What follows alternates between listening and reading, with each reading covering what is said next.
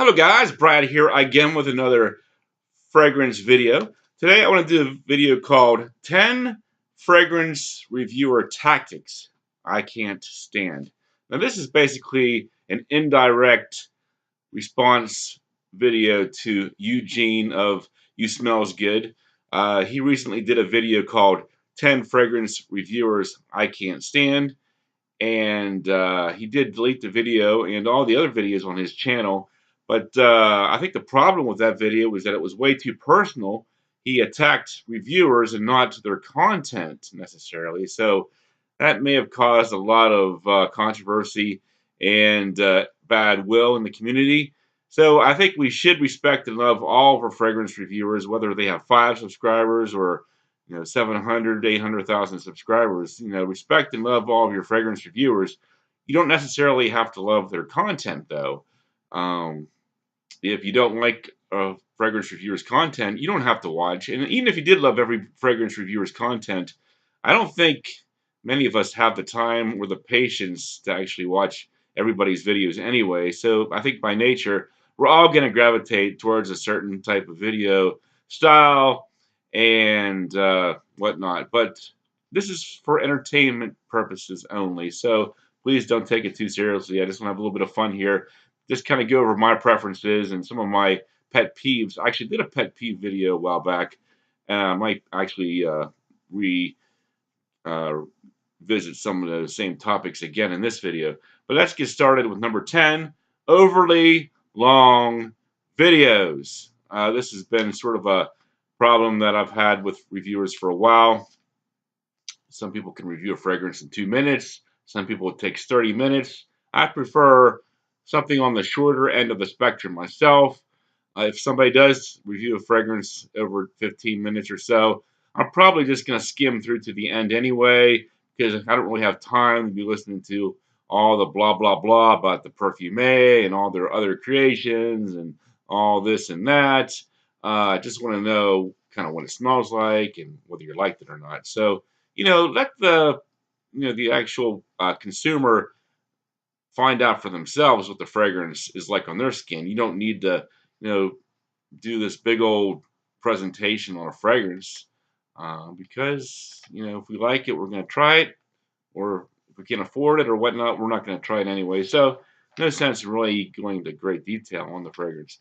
Number 9, orgasmic reactions. You see this all the time. The person reviewing a fragrance, they can't just say it smells good or they like it. They have to roll their eyes back in their head, like they're having like their cream in their shorts or something, or start it's a fragrance, save the orgasmic stuff for something else. It's a fragrance. Sandalwood shouldn't cause those types of reactions. I mean, when I wear a fragrance, to work, it's not like, my workplace turns into Caligula or something. It's just, I smell nice, okay? No big deal. Number 8, not saying what the fragrance actually smells like. A lot of reviewers do this. They'll say, oh, it gets me a lot of compliments. It smells good, it smells fresh, it smells clean. Guess what, Sherlock? That's every fragrance. You're not telling me nothing. You're just wasting my time, buddy.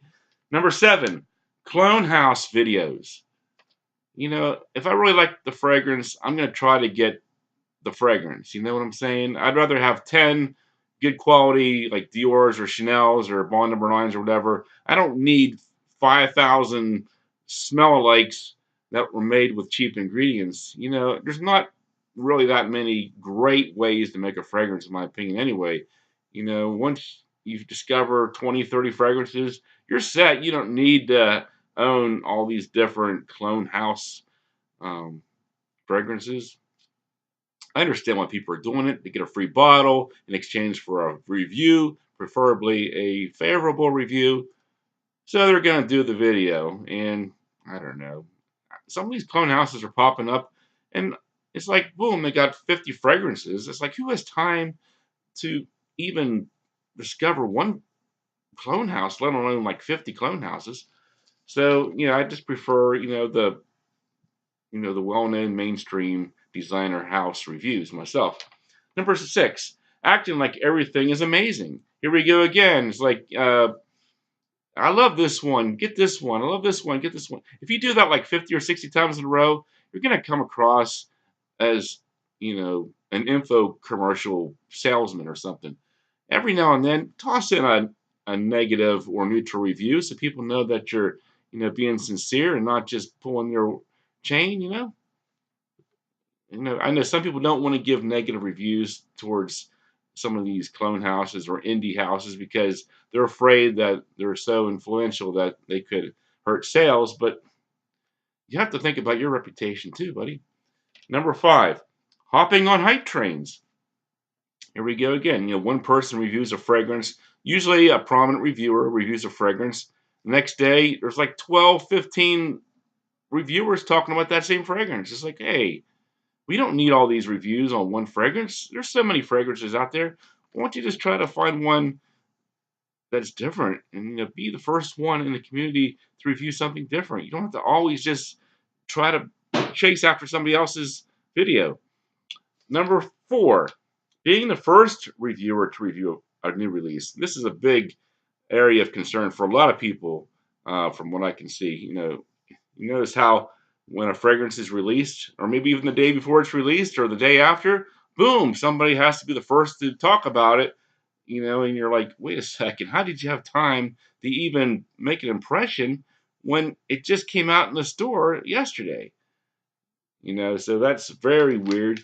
I know why people do it because everybody wants to know about the new releases, but it would be nice if people would just take a couple days to try it out before they review it instead of just trying to outdo everybody with one-upmanship. Number 3, tacky thumbnails. Here we go. My biggest gripe, I think, is the spray the mouth, spray the tongue. Here's my thing. If you're going to do that in your thumbnail, you better be doing that in your video too, or I'm calling foul on you, buddy. Spraying your tongue in your mouth like you're drinking it like Scope or something. Yeah, come on, buddy. I mean, that was funny once or twice. Now we're seeing it like 50 times a day. Number 2, not disclosing the source of your fragrance.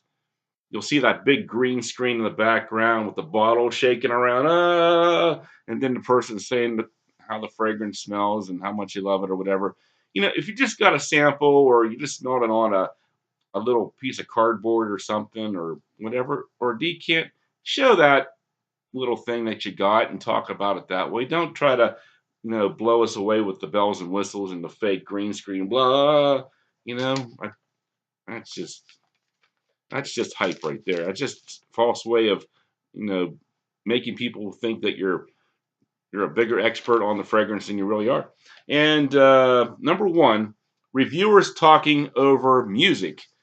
Now, as you can see, I don't normally play music when I do my videos. I like people to be able to focus on my voice, maybe in whatever I'm doing here, because that's what's important, the fragrance and just talking about the fragrance.